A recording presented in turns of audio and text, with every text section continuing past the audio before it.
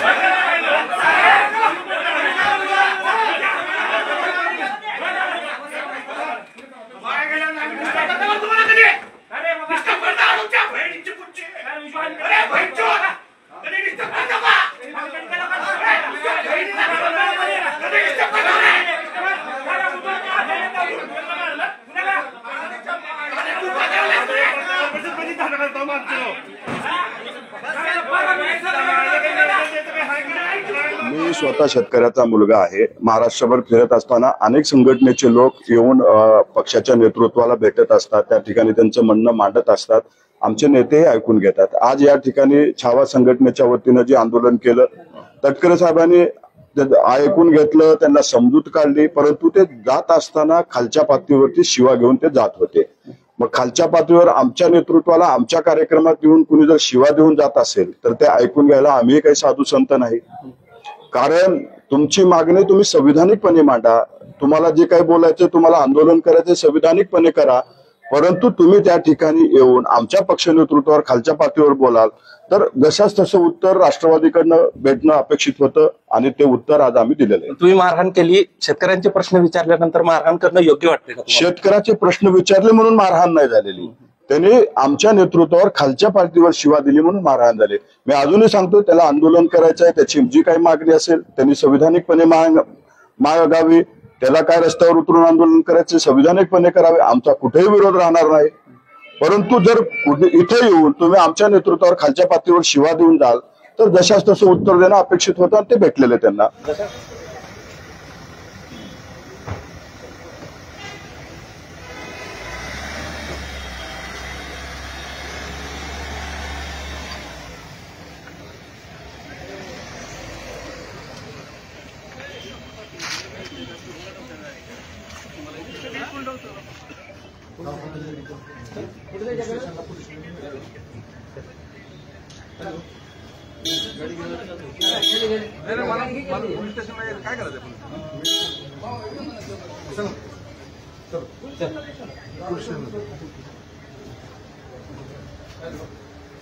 काय करायचं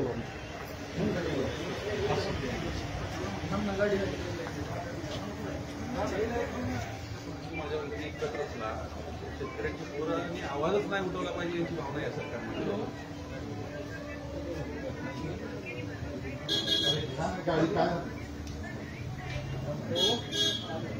असं काय असेल तर ते चूक आहे. मी याचं कधीच समर्थन करणार नाही.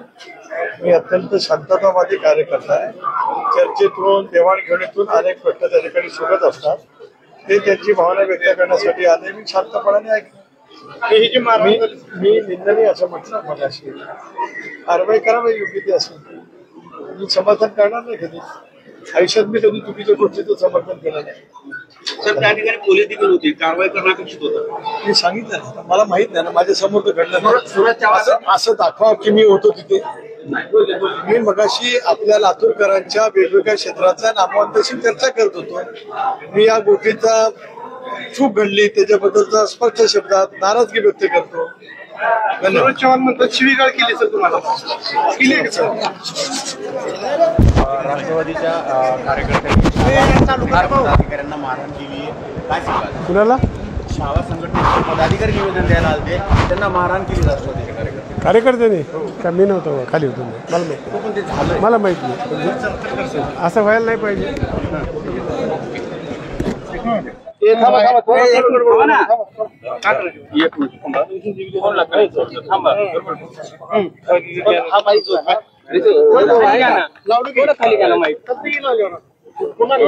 माईक खाली घ्या,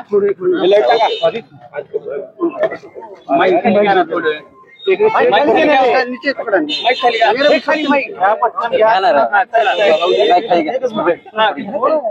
काय सांगाल विजयराव? जरांगे पाटलांचा आता फोनवर तुमचा संपर्क झाला, काय त्यांचा फोन आता काय? जरांगे पाटील या घटनेकडे पूर्ण लक्ष देऊन आहेत. शेवटी राज्यातल्या या शेतकऱ्याच्या पोरावरचा हल्ला आहे. कुठला व्यक्तिगत द्वेष नव्हता, कुठली वैयक्तिक मागणी नव्हती. राज्याचा निष्क्रिय कृषी मंत्री बदला म्हणणं सुद्धा चुकीचं जर असेल या राज्यामध्ये तर अतिशय वाईट घटना आहे. मला जरांगे पाटलांचं बोलणं झालं, बच्चू कडूंनी फोन केला होता, रविकांत तुपकरनी फोन केला, राजू शेट्टी साहेबांनी फोन केला. या शेतकरी चळवळीतले सगळे लोक आहेत. जरांगे पाटील कदाचित उद्या मला आणखीन फोन करतील किंवा मग उद्या एखाद्या दिवस लातूरला पण ते भेटायला येतील. राज्यातला शेतकऱ्यांच्या पोरांमधला हा संताप आहे.